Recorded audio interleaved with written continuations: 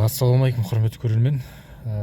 Бүгінгі видеода, яғни мына кобальт айдап жүргендер или кобальт алайындап жатқан кісілер болса, автожүргізушілер болса, кобальтта өздеріңіз білесіздер, температура қанша градусқа болғанын көрсетпейді, яғни прибор жоқ бұда. Бұда тек қана қызған жағдайда, жаңа температура несінен көтерілген жағдайда қызыл индикатор жанады, ол жерде су қайнады деген сияқты. Сондықтан сіздерге бүгін бөлісейін деген видеом. Бұған қалай приборды қоюға болады, температура датчикті қалай қоюға болады көрсететін сіздерге көрсетейін деген. Мінекей мен уже орнатып қойдық. Бұны заказбен арнайы өзі алдырттым. Ешқандай бұны өзіңіз установка жасай аласыз. Жаңағыдай мынандай жерге бірдеңені тесіп қоюдың ешқандай қажеті жоқ. Өзін сатып алдыңыз, осындай дайын күйінде. Мына жермен проводын мына жанымен алып келдім. Сіздерге қазір көрсетейін.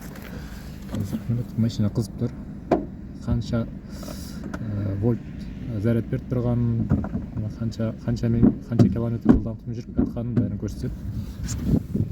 Яғни мына проводты мына жерін мына артына жасырдым. Сосын мінекей мына жерде өзінің штекері бар.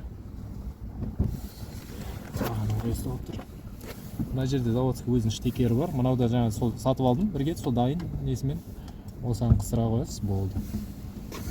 Ешқандай қиындығы жоқ. Ешіне кесіп жалғаудың ешқандай несі жоқ. Өзінің штекері бар, соған қысыра қойсаңыздар болды.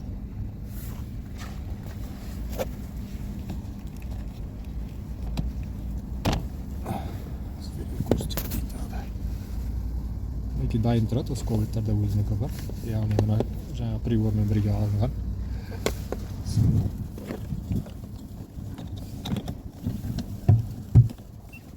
Қысырсаңыздар.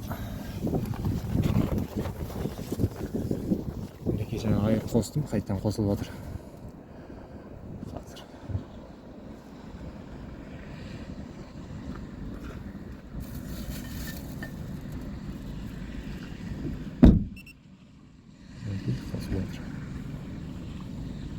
Көріпсіздер.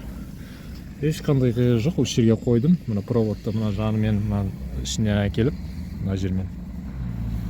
Болды, мына жер несіне қысыра қойдық. Бұл ешқандай қиындығы жоқ.